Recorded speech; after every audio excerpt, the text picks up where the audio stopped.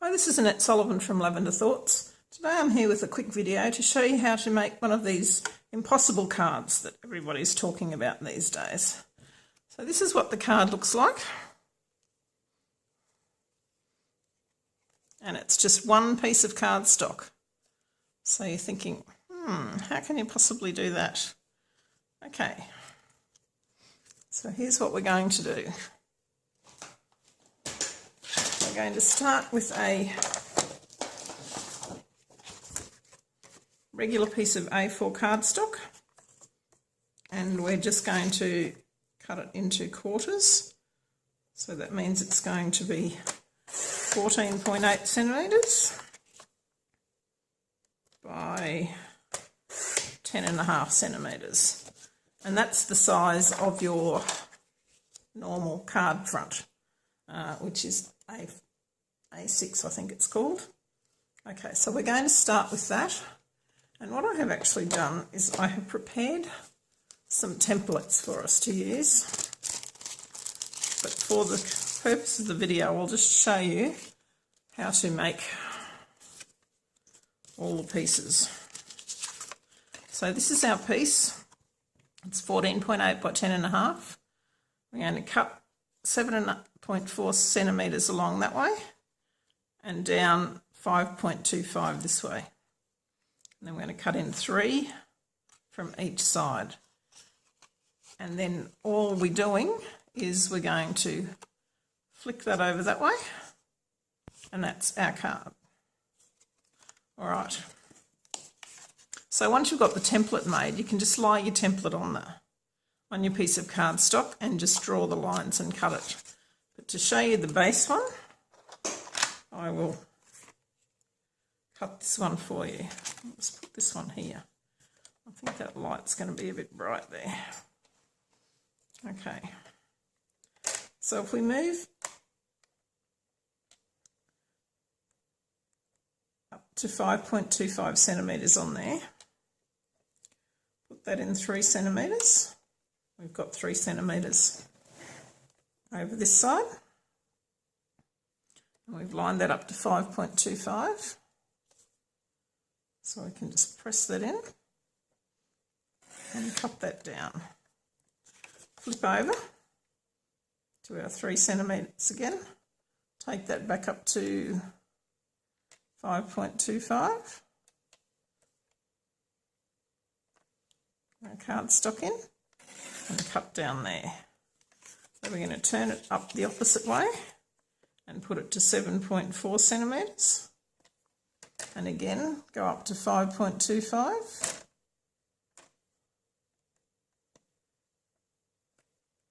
And cut down there. So that's all we're doing. We're just those 3 cuts there. Now the next thing we're going to do is we're going to score from there across to there. So if we just get our scoring blade, and if I turn that round this way, it might be easier to see. So if I line that up at 5.25, because that's where our cut was, and then we can see where that is there, and then we're just going to score down till we get to this line here. Okay, so that's all the cutting on that piece. We are then going to just burnish that along the score line there. And then we're just going to flip it over. Now it doesn't matter whether you flip it over that way or whether you flip it over that way. All it's going to do is either give you the cutout piece on that side or the cutout piece on this side. So you can't really make a mistake with it. It can go either way. So that's our base piece. We then want 2 pieces to decorate, which are going to sort of be a layer there and a layer there. And that is the whole piece is 6.9 centimetres by 10 centimetres. And we've just cut that across at 2.5, down to 5.25, and then across. So I'm going to use this beautiful paper, which is coming up in the new annual catalogue called Share What You Love Specialty Paper. And it's got lots and lots of colours in it, so we're going to use this one today. So the first thing I did for these is I've cut two pieces 10 by 6.9 centimetres. And I've cut the piece out of the first one. So what we're going to do now is to get the second piece, and we're going to line that up to 2.5 centimetres. If we turn it this way,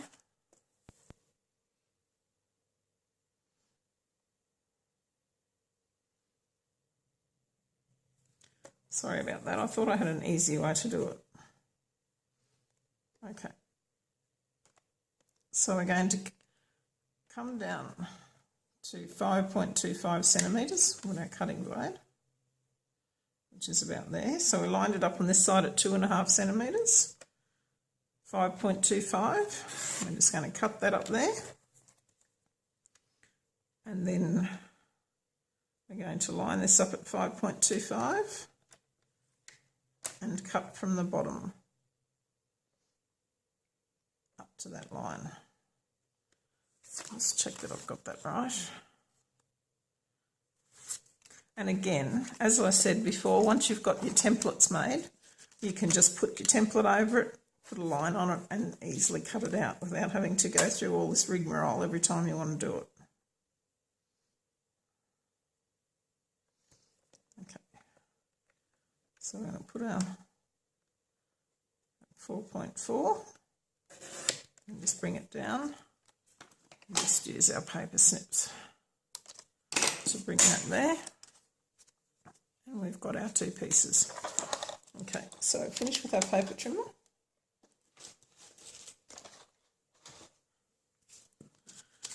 So we have our base piece, we have two pieces of this, we have two pieces of 8.3 by 4.75, and these are the pieces that are going to sit on the front and on the back where you can write your message. So you probably want those in a neutral colour. And then we're going to have a strip that's 1.5 centimetres by 14.3 centimetres. And that's just going to go across the front like that. And that just stabilises the card, so that once you've got that like that, you can see that moves quite easily. And if we're putting our stabilising piece on, that's going to hold it down. Okay, so I've got those two pieces ready. I've cut out our strip. I've cut it out two white pieces. Now I've got a few little scraps of the designer paper here, and we're just going to fussy cut around these.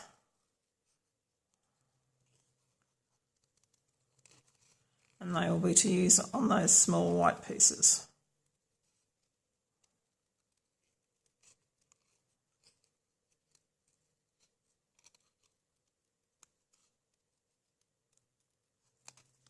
So that's just going to sit.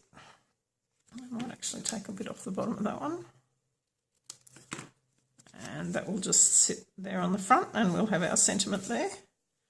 And then on the back one, I found this other little piece. This is a good way to use up your scraps.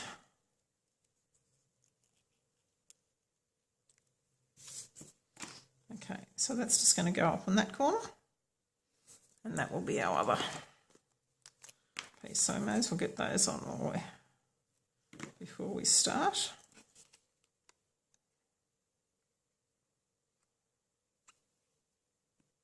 Oops.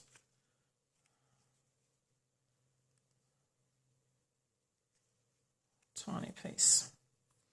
Okay, so I've got that one ready.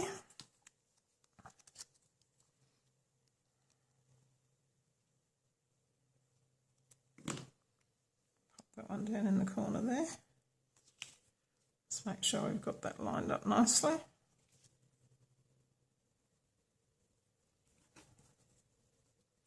Just hold it for a couple of secs. Just go over to the back and trim any pieces that are just hanging over a little bit. Easier to do this way.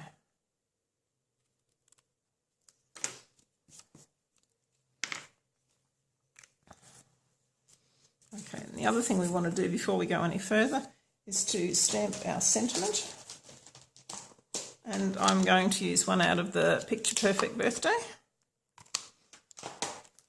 And we're going to use this wonderful new stamper artist to do it with. So we'll get one of our magnets ready.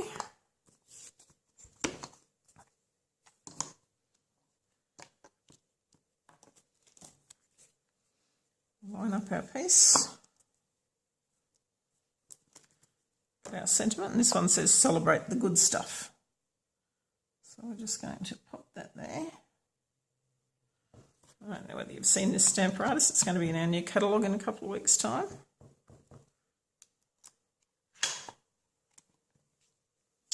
It would probably help if I didn't move things around. Let's try again. So you put your cardstock where you want it. Line up your stamp. Put your cover over it. Pick up your stamp. And then we're going to ink it. And I'm using Rich Razzleberry, which is the same colour as our card base. Now the beauty of doing it on the stamper artist is that if it doesn't ink up entirely the first time, you can just do it again. So you can see I've actually missed part of it. I'm going to just carefully move that magnet over a bit, and you can see there's still ink on there. So if I just press down there, and I'm still missing part of the C, so we'll just give it another good ink up.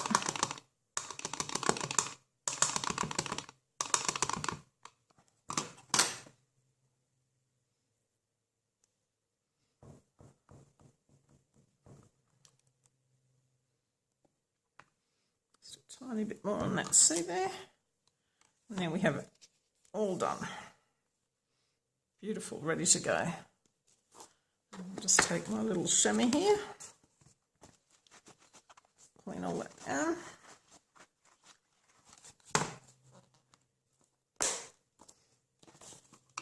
Close up our ink pad before I get my fingers all in it.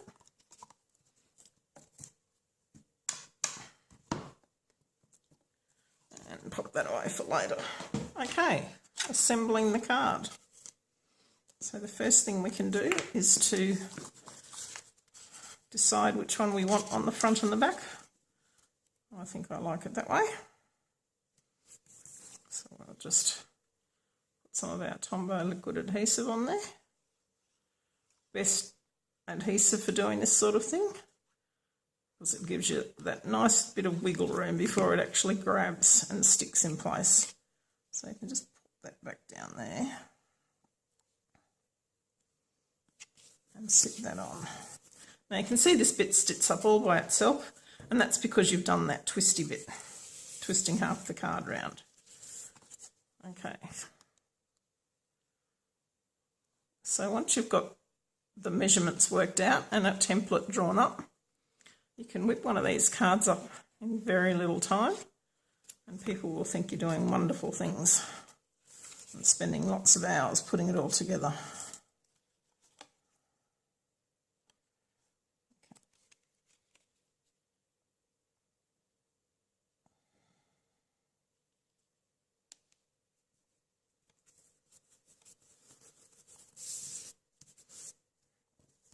Okay. So this piece is going to go from there to there, and it just needs a tiny bit trimmed off the end. So just check that. The exact measurements are going to depend on how you got your designer paper sitting there.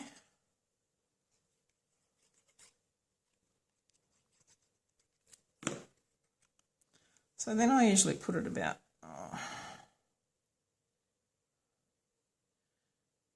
centimetre up from the bottom of the card. When you're using your grid paper, you can easily see. I've got that lined up. Okay, so we've got our art panel for the front of the card. You could have as many layers as you want on these cards, but I think it looks pretty cool just with the one layer like this. And yes, a trick for young players. I should not have put glue on that back part there in the middle because there was a hole there. So I'll just get out my adhesive rubber, which is a great little tool to have for these sorts of things. There you go, no sticky. Oh, just a little bit there. Wonderful little things to have.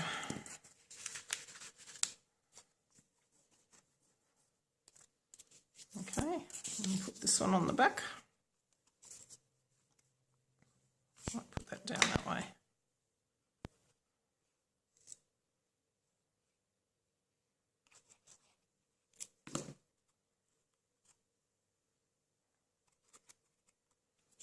Pop that on there.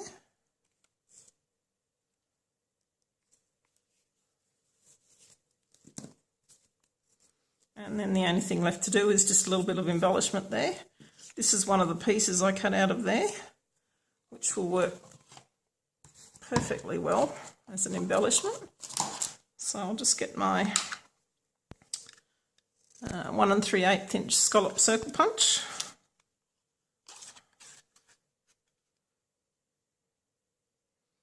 And just punch that out.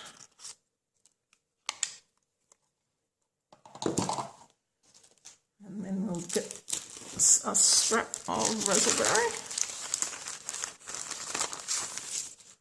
and punch out a 1 1/2 inch circle.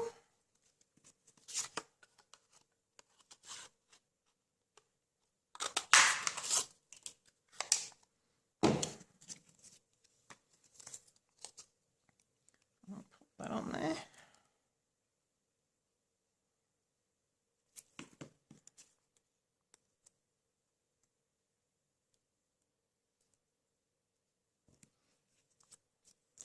And then you can put that on dimensionals, or you can use just straight glue like I'm going to do, just straight across the middle there. Pop that on there. And there is your finished Impossible card. Now to go with it, I just want to decorate the envelope too. So what I'm going to do is take another strip of this.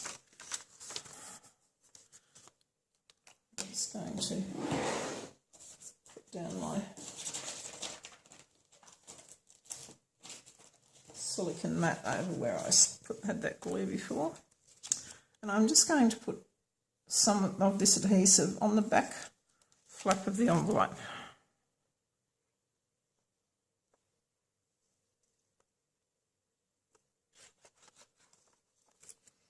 Okay, so then we need our designer paper.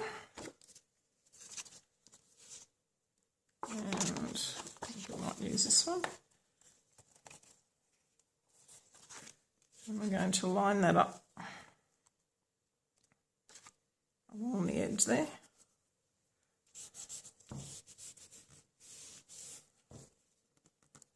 Now I find it's much easier doing this than trying to draw on the designer paper and cut it out before you stick it on. So this way I can just cut the designer paper straight across there.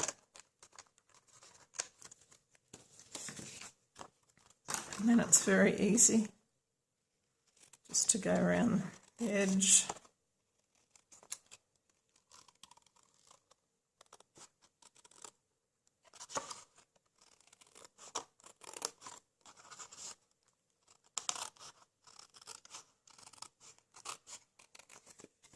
I mean, you don't need to decorate the envelope, but it's just nice to show the person that you're sending it to that you put quite a lot of effort into the card and into the envelope. So there's the pretty envelope and the card. So there's that one we've made now. Here's another one I made earlier, and I've actually put flowers on this one, and I have used the Bunch of Blossoms stamp set and the Blossom Builder punch and just some straight designer paper, and here you can see I've actually used 2 layers.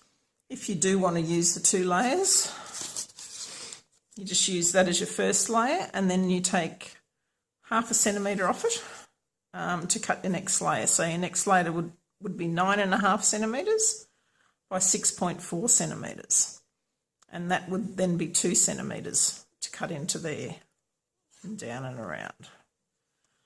Okay, I hope you've enjoyed this very quick lesson on how to make an impossible card. Please get back to me if you've got any questions on how to make it, or any other ideas you might have. And if you like it, give me the thumbs up, and I look forward to seeing you in the next video. Thanks very much.